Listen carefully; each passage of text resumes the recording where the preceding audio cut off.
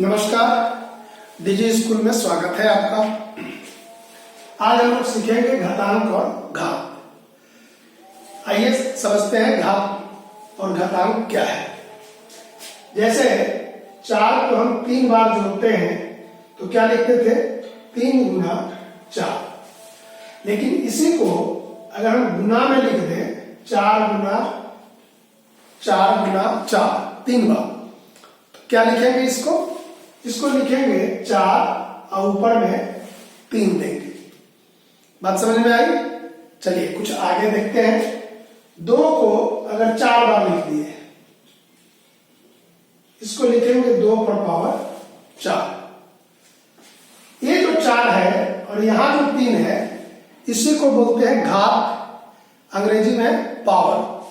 इसको पढ़ेंगे कैसे? इसको पढ़ेंगे 4 पर घात 3 और इसको पढ़ेंगे 2 पर घात, देखिए 2 पर घात 4, 4 पर घात 3। समझ में बात आई कि अगर किसी संख्या को जितना बार गुना करेंगे वही उसका घात होता है। अब दूसरी संख्या को देखते हैं। जैसे अगर गुना कर रहे हैं -7 गुना -7 गुना -7, तो इसको लिखेंगे -7 पर पावर 3।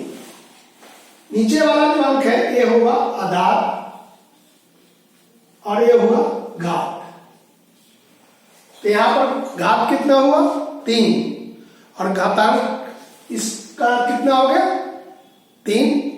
इसी को घात वाले अंक को ही घातांक बोलते हैं, और जो नीचे जिस पर देते हैं घात उसको बोलते हैं आधार। अब मान लीजिए कि एक ही अंक है 7, इसका घात क्या होगा? एक बार है तो इसका घात हुआ 1, जिसको हम लोग लिखते नहीं है।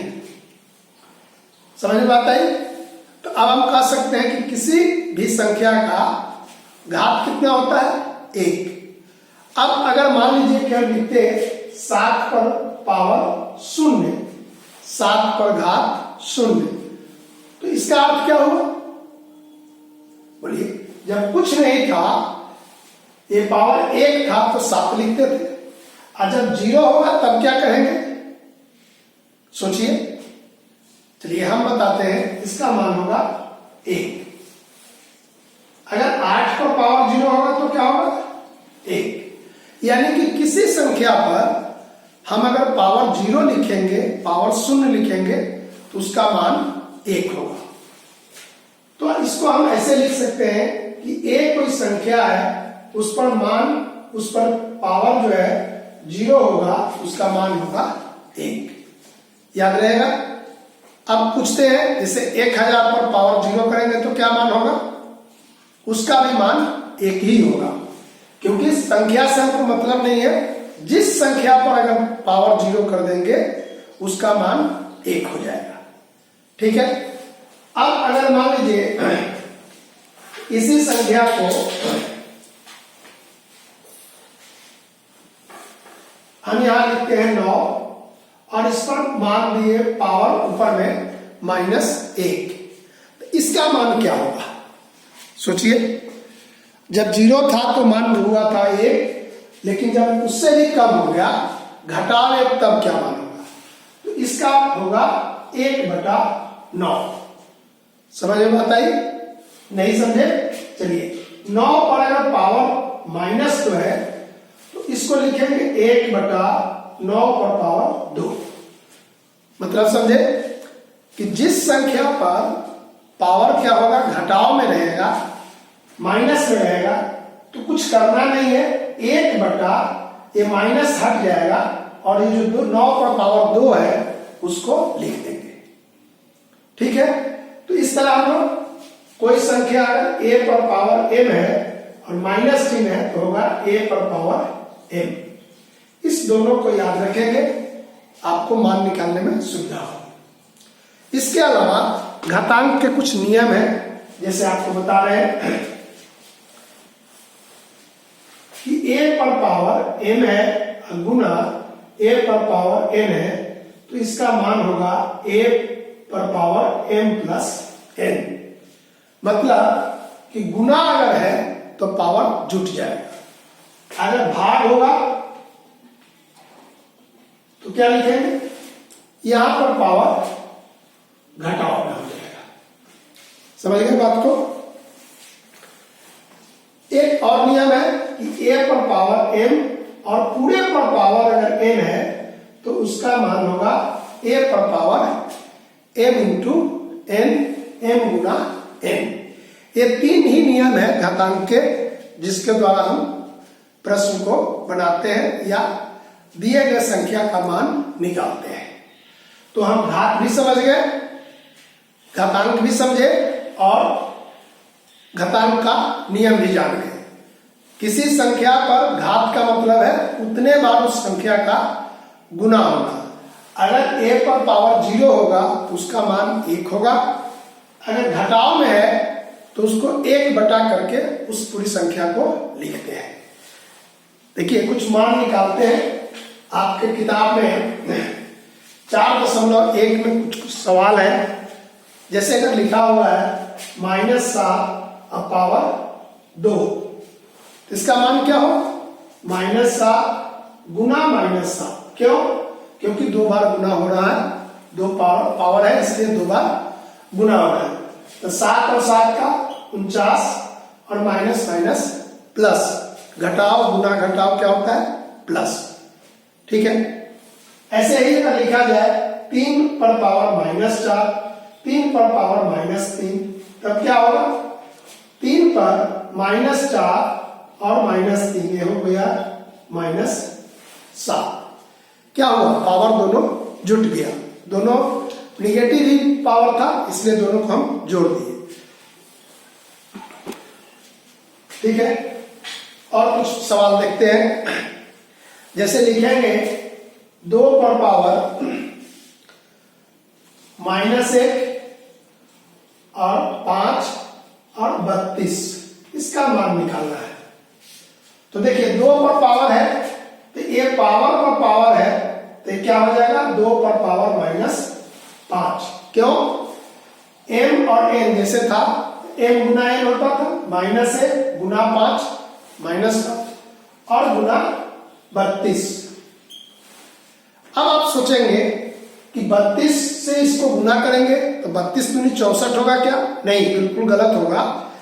आप क्या करेंगे कि इसका आधार कितना है, 2, तो 32 को 2 के आधार में हम लिखेंगे। तो देखिए क्या लिख सकते हैं, 2 पर पावर -5 गुना 2 का कितना बार गुना करेंगे तो 32 होगा, 2 4 8 16 32, 5 बार, तो यहां लिख देंगे 5। अब देखिए एक हो गया 2 पर आधार, यहां भी 2 आधार है तो -5 जोड़ 5, 2 पर पावर 0, इसका मान 1 निकला। समझ गए। तो इस तरह हम लोग गुना भी सीखे घात वाले का, और कोई संख्या रहेगा तो हम लोग हर बार क्या करेंगे कि जब भी गुना का उपयोग करेंगे क्या करेंगे, दोनों संख्या का आधार 1 होना चाहिए। तो या अगर आधार दिया रहेगा तब तो अच्छा है, नहीं तो आधार को हम बदल देंगे। मतलब कि यहां जैसे 32 था तो बदल के क्या कर दिए, 2 का ही आधार रखे, पावर 5। अब जैसे एक सवाल आपको दे हैं कि 1/3 जोड़ 1/3 जोड़ 1/3, इसका पावर 0। बोलिए क्या होगा इसका मान, सोचकर बोलना है। बोलिए, कुछ नहीं करना है, ये पूरे का पावर कितना है, 0, इसका मान हो जाएगा 1। कोई जोड़ और घटाव करने की जरूरत नहीं है। ठीक है। जैसे अगर ऐसा सवाल है कि 2 का पावर 5 गुना 2 का पावर 7, 2 का पावर 4, तब इसका मान क्या होगा। तो देखिए 5 और 7 मिलके क्या हो गया, 2 पर पावर 12 और 2 पर पावर 4। इसका मान निकालेंगे तो देखिए 12 और यहां का पावर माइनस हो जाएगा 2 पर पावर 8। दिक्कत है कोई? जहां पावर क्या था, गुना में था संख्या, का पावर को हम जोड़ दिए और ये दोनों 2 पर पावर 12 और 2 पर पावर 4, यानी कि 2 पर पावर 12 भागा 2 पर पावर 4 था, तो 12 में से 4 हम घटा दिए। बताइए कोई संख्या ऐसा अगर है जो कि आपको समझ में नहीं आती हो तो उसको हमसे पूछ सकते हैं आप। मिटाते हैं इसको। तो आपके किताब में 4.1 है, उसको आप बनाएंगे। एक सवाल आपको देते हैं, क्या करेंगे इसको बताइए। 3 का पावर 1, इसको कैसे बनाएंगे? तो देखिए यहां पर क्या है, जोड़ है, आधार 1 है लेकिन कुछ नहीं करना है, क्योंकि हम लोग के पास घातांक वाला नियम में क्या करता है, आधार 1 हो, गुना हो तब, भाग हो तब, जोड़ और घटाव में कुछ नहीं करेंगे, अलग अलग इसका मान निकालेंगे। देखिए 3 का पावर 2 9 और 3 जोड़ दिए तो हो गया 12। तो इस तरह की गलती नहीं करनी है। जब भी हम घातांक का नियम लागू करेंगे, कहाँ करेंगे, गुना में होगा तब और भाग में होगा तब, या पावर का पावर होगा तब। जैसे एक सवाल है 3/5 का वर्ग है और इसका पावर -1, इसका मान कितना होगा? तो सबसे पहले क्या करेंगे, या तो आप 3/5 को 2 बार गुना कर लें तो क्या होगा 9/25 और इसका पावर -1, तो लिख देंगे 1/9/25।